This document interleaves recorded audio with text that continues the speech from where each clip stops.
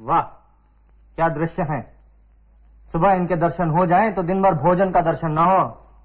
पुण्य आत्माओं को प्रणाम। सुख विहार जी कैसे हैं?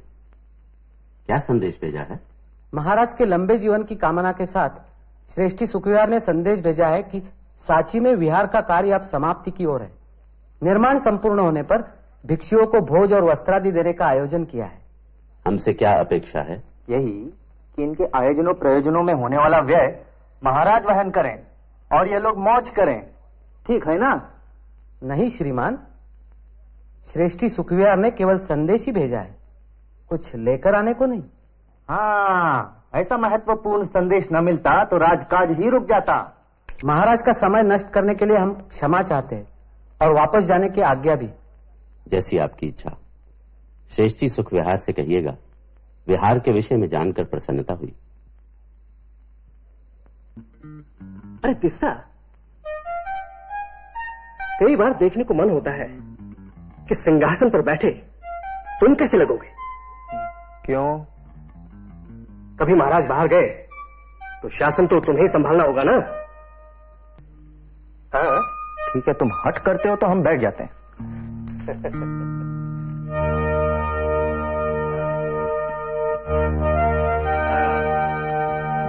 कैसा लग रहा है? मेरा अनुमान सही था, कोई विशेष आरामदायक नहीं है।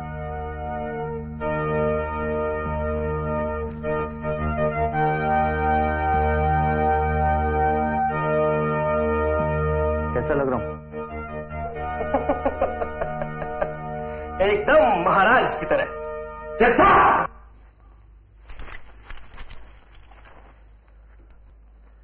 तो तुम्हारे मन की गहराई में दबी हुई सम्राट बनने की भावना सतह पर आ ही गई। मुझे पहले से ही संदेह था, अब तो इसका प्रमाण भी मिल गया है। ये आप क्या कह रहे हैं भैया? मैंने तो राधागुप्त के कहने पर। राधागुप्त? जी महाराज। किस्सा क्या कह रहा है? महाराज आप ही सोचिए, मैं कैसे कह सकता हूं। सुना किस्सा? राज सिंहासन का अपमान राजद्रोह से कम नहीं, तुम्हें मृत्युदंड मिलेगा। अरे दया करो भैया, दया करो भैया। ठीक है, मैं सम्राट बनने की इसकी इच्छा पूरी करता हूं। उठो!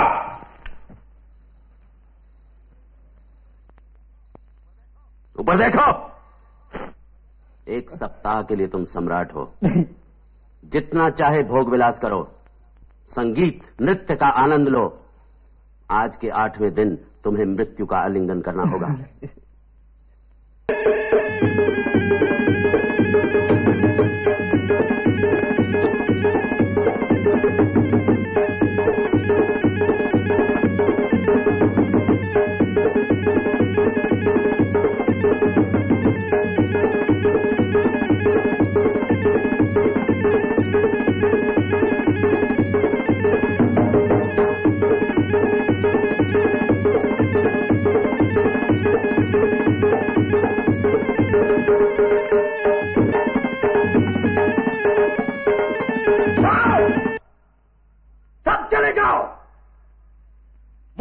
चाहिए।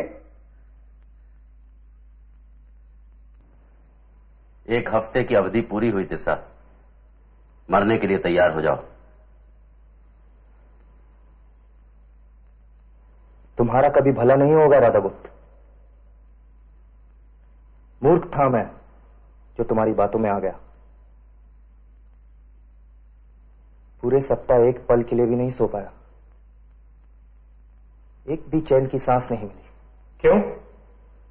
तुम्हारी सेवा में तो राज्य के सर्वश्रेष्ठ नर्तक और गायक थे। नर्तक नृत्य करके और गायक गाकर चले गए, कुछ देखा न सुना। हर पल मृत्यु के विषय में सोच सोच मरता रहा। महाराज, शिक्षा मिल गई है।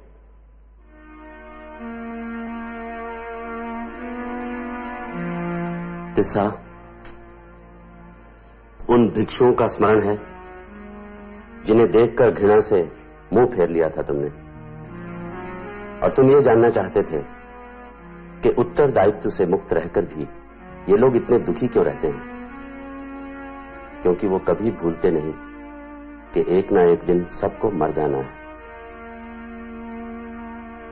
सांसारिक भोग विलास मिथ्या है, परोपकार ही जीवन है। मैं यही शिक्षा तुम्हें देना चाहता था जो तुम्हें मिल गई है। तुम स्वतंत्र हो।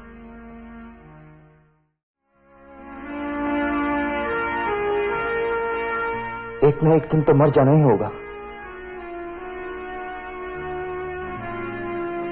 इस जीवन को व्यर्थ नहीं जाने दूंगा।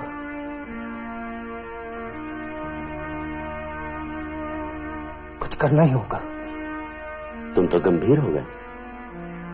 मुझे जाना है। कहां जाओगे? उन भिक्षुओं से क्षमा मांगने।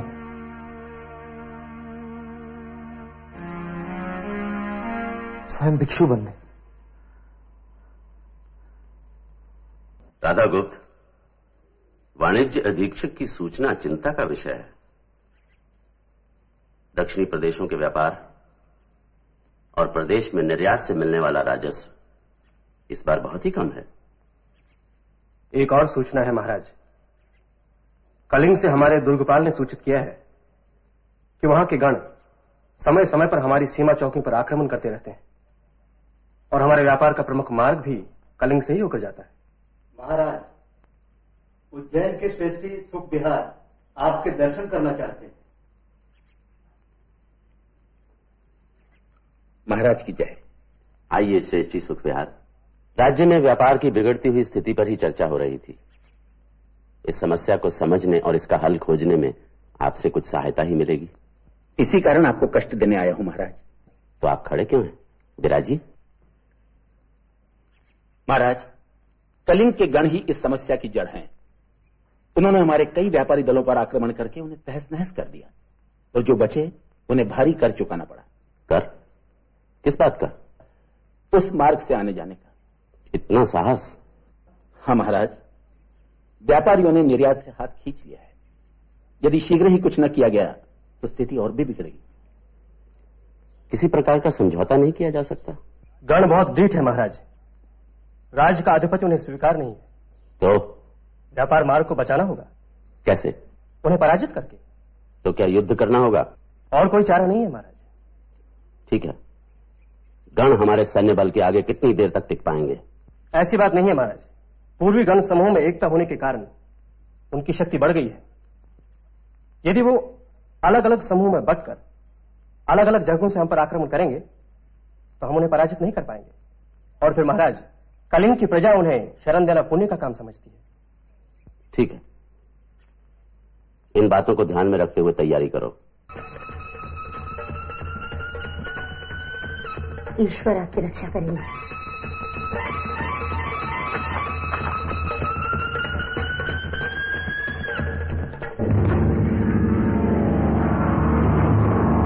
कुल मिलाकर शत्रु के 1 लाख सैनिक मारे गए, कई लाख घायल हुए।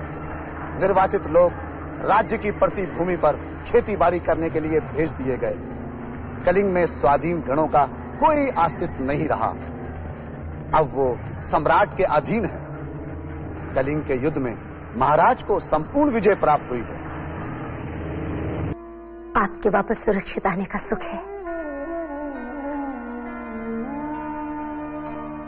कैसा सुख? हमारा बच्चा नहीं रहा। लगता है मैं ही उसका उत्तरदायी हूं। ये क्या कह रहे हैं आप? ऐसी बातें मन में ना लाए। क्या हुआ जो मैं अपनी कोख से बच्चे को जन्म नहीं दे सकती? आप कहें तो हम रानी पद्मावती के पुत्र कुणाल को गोद ले लें। मैं उसे पाल पोस करके बड़ा करूंगी। वही आपका उत्तराधिकारी भी होगा।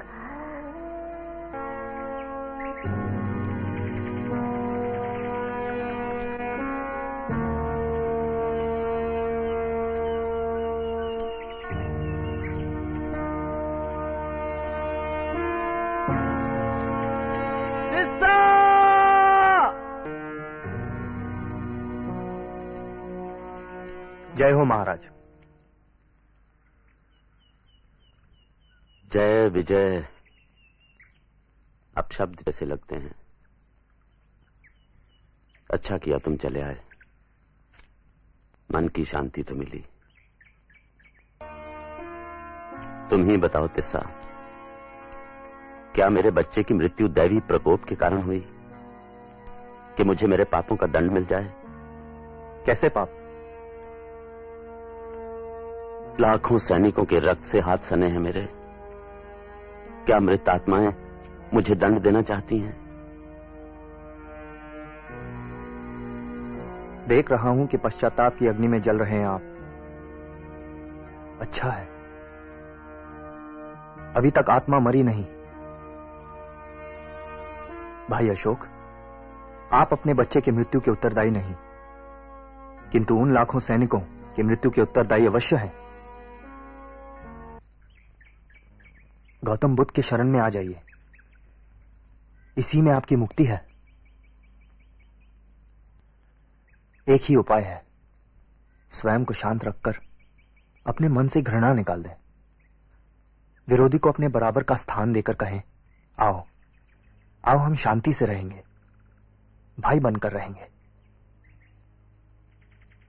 अशोक, कलिंग के युद्ध में आपको महान सफलता प्राप्त हुई है, किंतु जब आप स्वयं पर विजय प्राप्त कर लेंगे तो यह सफलता महानतम होगी।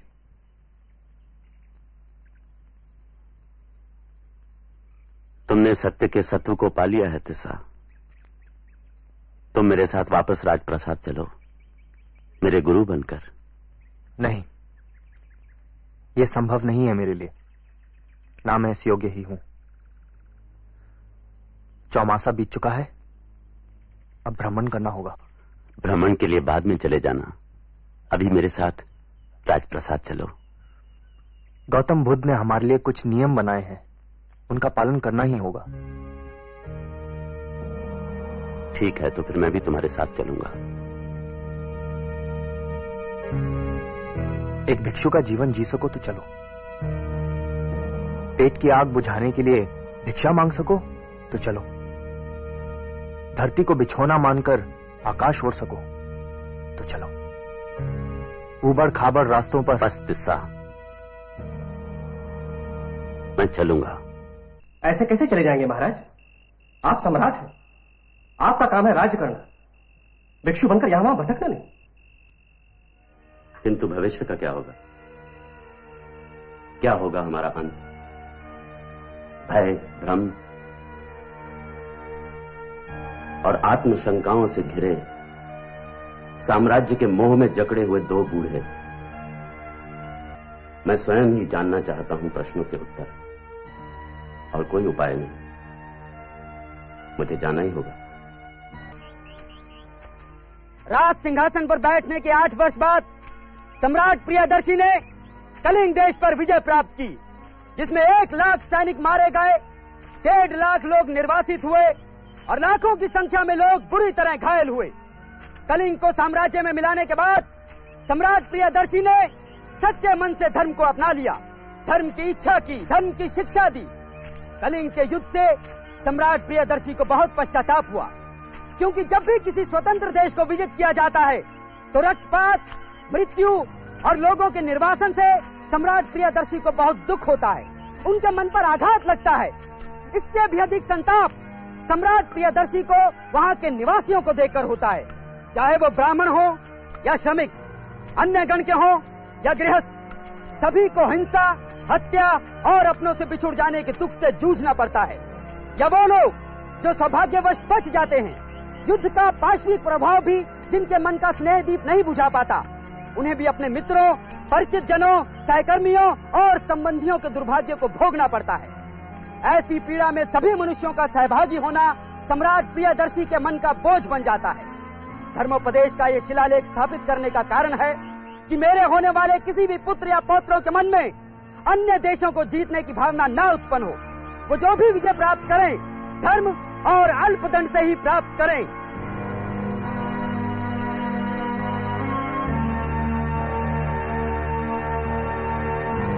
सम्राट प्रियदर्शी समस्त गणों, योगियों और जनसाधारण का उनके स्वाभाविक गुणों और मान्यताओं सहित आदर करते हैं। सम्राट प्रियदर्शी के विचार से गुण और सम्मान से भी अधिक सभी संप्रदायों में निहित शिक्षा की प्रगति का महत्व है। यह शिक्षा कई रूप धारण करती है, किंतु इसका आधार है वाणी पर नियंत्रण, जिससे प्रतिकूल अवसरों पर हम अपने संप्रदाय की अत्यधिक प्रशंसा या दूसरे की निंदा ना करें, जिससे हम संप्रदाय का प्रभाव बढ़ा सके और दूसरों को लाभ भी पहुंचा सकें। सम्राट प्रियदर्शी की यही इच्छा है कि समस्त संप्रदायों में पर्याप्त ज्ञान हो और ऐसी शिक्षा दी जाए जो कल्याणकारी हो।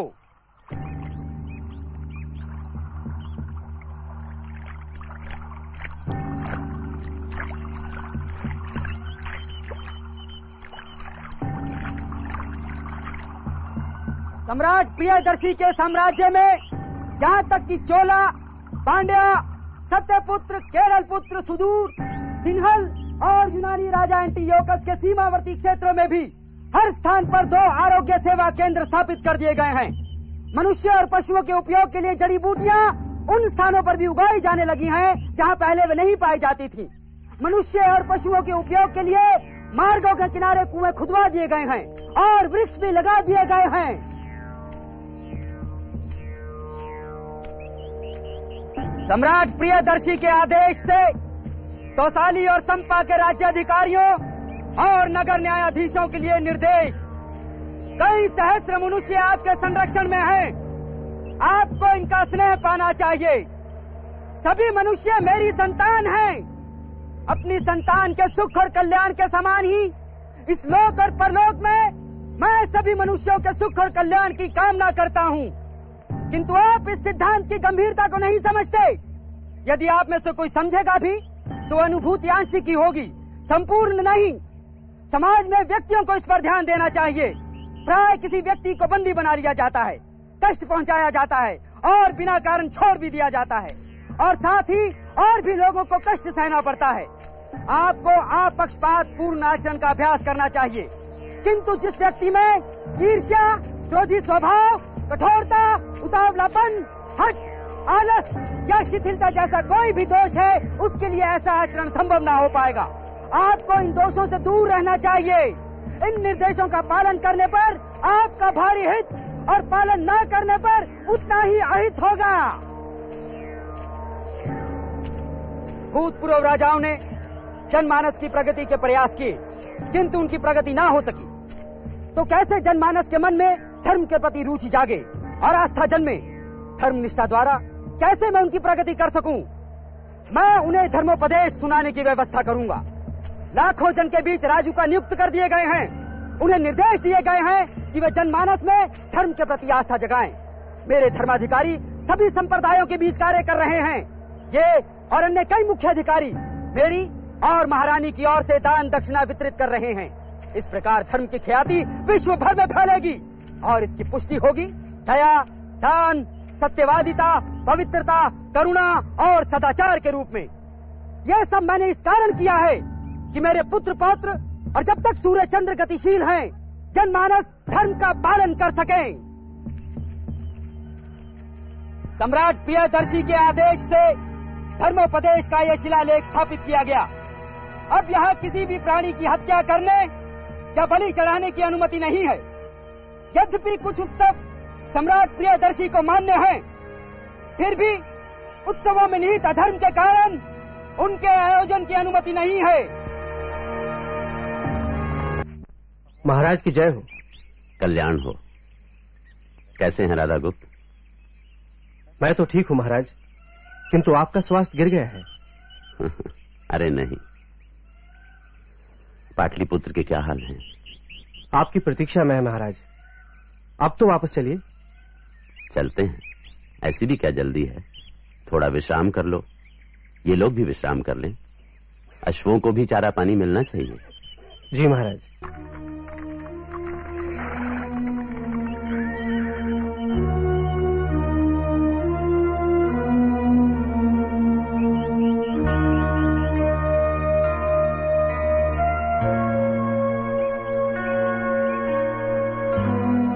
भारत को एक सूत्र में बांधने और एक संगठित राज्य की स्थापना करने की कल्पना को साकार करने की कोशिश सबसे पहले अशोक ने ही की, और वो भी किसी व्यक्ति की सामाजिक जरूरतों और अरमानों का दमन किए बिना। धम्म की नीति सामाजिक व्यवहार के बारे में थी। उसका मकसद ये बिल्कुल नहीं था कि सारी जनता बौद्ध धर्म अपनाए। ये एक प्रयास था मनुष्य की गरिमा को बनाए रखने का और परस्पर सद्भाव और भाईचारा फैलाने का। और इसीलिए ये उचित ही है कि स्वाधीन भारत का राष्ट्रीय चिन्ह है अशोक स्तंभ पर बने 4 शेर और चक्र।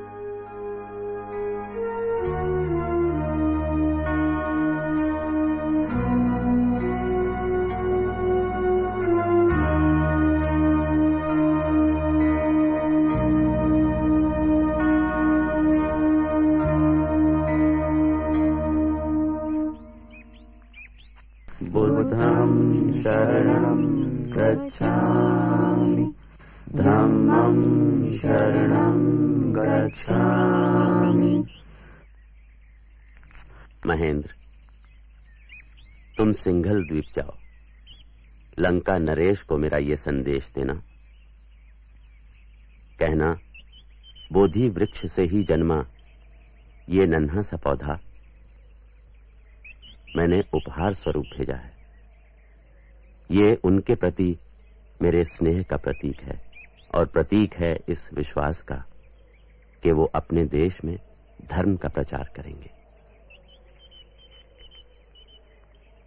संघमित्रा, तुम साम्राज्य की सीमा के पार पूर्वी देशों में जाओ और धर्म का ऐसा प्रचार करो कि पूरे विश्व में शांति का संदेश फैल जाए। जाओ।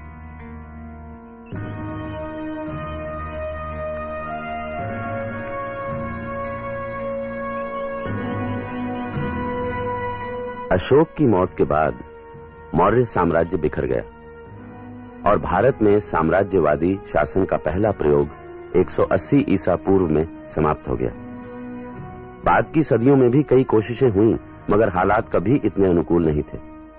इसकी वजह थी राजा और प्रजा के बीच आए जमींदारों और सामंतों की बढ़ती शक्ति। बंजर जमीन पर खेती के फैलाव के बावजूद भी राजा को मिलने वाली चुंगी और कर में कोई बढ़ोतरी नहीं हुई, क्योंकि सामंत और सरदार इसका एक बड़ा हिस्सा बीच में ही हथिया लेते थे। इस वजह से राजा के पास कुशल सेना और हथियार जुटाने के साधन भी कम हो गए। साम्राज्य स्थापित करने के मंसूबों में तो कोई कमी नहीं आई, मगर पहले साम्राज्य की स्थापना के पीछे जो महत्वाकांक्षा और उत्साह थे वो दोबारा कभी सामने नहीं आए। मगध साम्राज्य के पतन के बाद उत्तर पश्चिम से बार बार हमले हुए, जिनकी वजह से हिंद आर्य सभ्यता का केंद्र दक्षिण भारत बन गया। न सिर्फ विद्वान बल्कि कलाकार, कारीगर और शिल्पकार भी मगध को छोड़कर दक्षिण भारत में बस गए। सदा सिन्नो सदा सिद्धानीम नासिद्रजो नो व्योमा परो यत् किमावरी वह कुह कस्य शर्मन्नम्भः किमासीत् गहनम गभीरम। सृष्टि से पहले सत नहीं था, असत भी नहीं, अंतरिक्ष भी नहीं, आकाश भी नहीं था।